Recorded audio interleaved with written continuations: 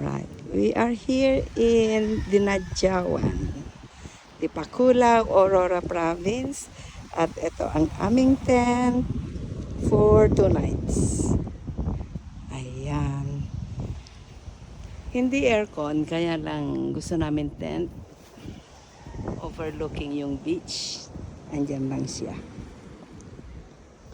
At may mga anik-anik, may electric fan naman, may saksakan. Ayan.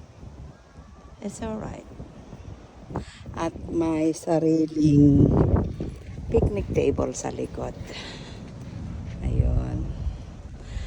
This is 2,000 and with free breakfast. Yan, ang ganda ng beach. Marami. Ito ay may tawag doon, communal toilet ang gamit doon.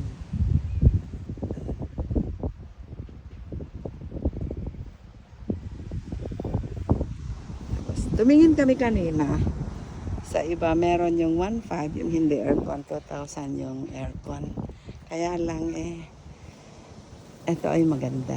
Ito ang gusto. Tapos may free breakfast pa.